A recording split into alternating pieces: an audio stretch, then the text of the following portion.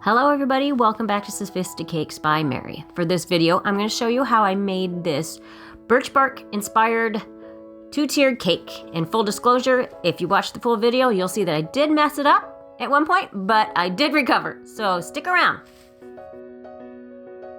So to achieve the tan color that I wanted on the underneath side of this technique, I just combined just regular white fondant and I put some brown fondant in it. This is, I believe this was satin ice fondant, and the brown actually had a chocolate flavor to it, which actually tastes more like Tootsie Rolls, but it's actually pretty yummy. So first of all, we need to go ahead and dust our surface with cornstarch and roll this out. I rolled it out long ways because I measured the height and the circumference of my cake, and I knew how much fondant I needed, and I did not roll it real thin. You can see I'm measuring it here to make sure that it's rolled out enough, and it was not.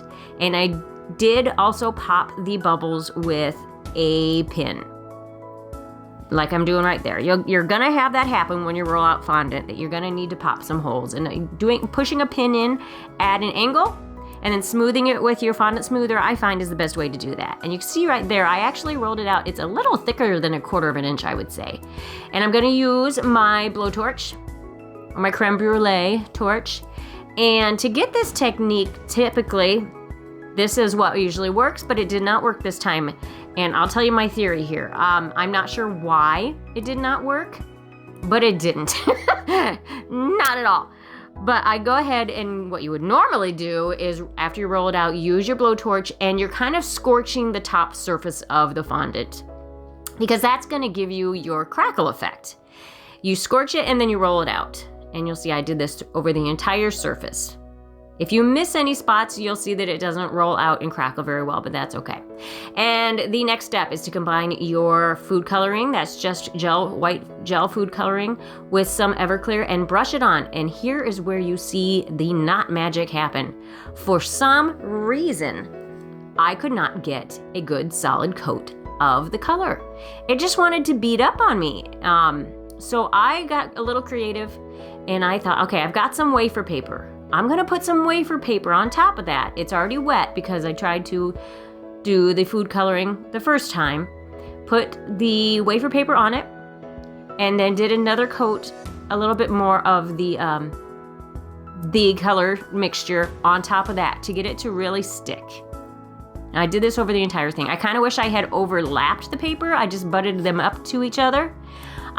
Because I didn't want any real thick parts, but I did have to do a little finagling later because it wanted to separate. But that's okay. So go ahead and put your edible coloring on top of all of them. Now my theory, the reason I think it didn't work, or the only thing I can guess that would be different, is that brown fondant, there might be something different in the way that is mixed with the chocolate, that the color just beat it up. Because that's never happened to me before. So anyway, this technique, I let it set to firm up or to dry out for probably about half an hour. And then I did brush on a little cornstarch to soak up any extra moisture that might be from the food coloring, because when you roll your roller on top of it, to get that crackle effect, it might want to stick to your roller and you'd pull that wafer paper off. And that's okay here and there, but you don't want to pull off too much of it. So just go over your entire surface. And actually, I really liked how this turned out. I think this turned out better than my original plan, which just goes to show you, or shows to go ya. That's another way to say that, but it just goes to show you that sometimes if you mess up, when you rack your brain for a solution, sometimes you'll come up with a better solution. And just go ahead and roll over the entire thing. Now you could do a lot of cracks, but I didn't want a whole lot of cracks on it. Since I was kind of going for a bark look, I wanted some, but not a whole lot. So now I'm cutting off the excess, so I have some straight lines to start off with. Just using, this is actually a, what do you call it when you make blankets? Quilting! A quilting ruler, and I like it because you can see through it. And I'm just marking out where I need the height to be at a minimum. I did allow a little extra wiggle room. I always do that with your width and your height because you can always cut it down. It's kind of hard to get it to stretch instead of just having extra. And I was going to kind of peel away at the edges anyways, so I needed a little extra fondant to work with. Now this crumb-coated cake was already in the refrigerator and firmed up. So I just spread a thin layer of shortening on it. You could add water if you want to. There's a couple ways you could do that. You could even add simple syrup, but I find the shortening, you can move it around. It gives you a little time to move it around. Once you stick it on, you're not committed for life. And I kind of like that. And then just roll it up. And I just put some cornstarch on it as I rolled it so it wouldn't stick to itself. And then just wrap it around. This is the paneling method I have talked about before. You could do this if you don't want to use the acetate sheets like I do typically. I didn't want to mess with the crackle effect on the outside by having it stuck to the acetate, so I just rolled it around. That's actually just a pillar. You could wrap it around, you roll it around your roller if you want to, but I had that handy and I kind of like that it's smaller. And just wrap it around, cut off your excess. And here's where I'm going and pinching off and pulling off those edges because I wanted it to be more unfinished. Not so, because nature is not typically square and even. And for a bark look, you need it to be more ragged, kind of ragged edges, I guess is the best way to put that.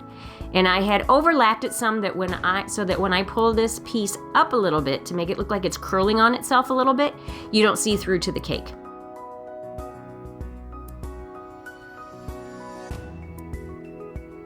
And if little pieces of that wafer paper pull off, that's okay. Now to get the other pieces of rolled away bark, you know how it pulls away from itself, just use your X-Acto knife, push it in at a pretty severe angle. And you're just kind of slicing it at an angle and then pulling it up on itself. It's kind of a little trick. I find that's an easier way to do it than to actually try to add extra fondant. I think a lot of people make that mistake. They try to add fondant to it, when actually if you work with what you have on there, manipulate it a little bit, just as long as you have left enough thickness on your fondant, it looks way more natural. And I didn't bother doing it all the way around, but you could if you wanted to. Now for the top tier, I am just doing a marbled effect. I wanted it to be a more natural neutral tone, but with some varying tones in it. So I just went ahead and marbled the white with some more of that chocolate brown. Now I didn't really necessarily need to see a lot of heavy marbling because I figured there's enough texture and on the bottom tier that this just needed to go with it, but I didn't want it to be a stark white or just a plain ivory. I'm rolling this out to my normal thickness, which is around 1/8 of an inch to 1/2 an inch. And popping those bubbles. Now I'm adding some more shortening to the top tier. I just used my hands, just use clean dried hands. I had wrapped it or rolled it over my roller and lifted it up that way. Now just make sure that you rub the bubbles out from the top of your cake. Get the bubbles out of the top and then secure that top edge before you do too much more because you don't want the weight of the fondant to pull it and crack it on your sharp corners there. Now go ahead and remove your excess and smooth it down. I like to use a combination of a rolled up piece of fondant and my smoothers. I like to use 2 smoothers so I can tap them together and create a sharp edge. The rolled up fondant I find just gives you a smoother look on the sides. Now, I wasn't going to put a piece of fondant on the top of the cake because I didn't think it mattered too much, but just to finish it off, I decided last minute I had some extra, I might as well go ahead. So I just rolled it out, cut it into a rough circle, and put it on the top. Now, I did not have straws this time, but I did have some wood skewers. And since this was not going out as an order, I figured this was going to be good enough to secure that top tier on, and it wouldn't squish the bottom tiers. And it did the purpose for not going anywhere but in my house. But typically I would use the boba straws. Now I'm just using some brown petal dust to kind of emphasize those cracks a little bit more and make it look a little bit more natural. You don't have to do this step. I just think it just kind of takes it to that next level. I'm going around the top edges of the torn fondant and around the bottom also, and then using a fluffy brush to kind of add some highlight, some shadowing, I guess is actually a word, around the top edge, top of the top tier and in between the tiers. Now I'm using some silk flowers. Like I said before, I prefer to use gum paste flowers or fresh, but for the purposes of videos and for time constraints, since I do actually have a job in a bakery, the silk flowers work pretty well. Now I'm just using buttercream to attach these, so please don't come at me about not putting any floral tape around these stems or any straws in the cake, because they're just sticking into the buttercream. And I thought a pretty color palette this time would be red, blush, kind of a dark blue and white. A little bit more Christmassy, I thought. And some of the greenery from adding the leaves from the roses, I thought really added to that also.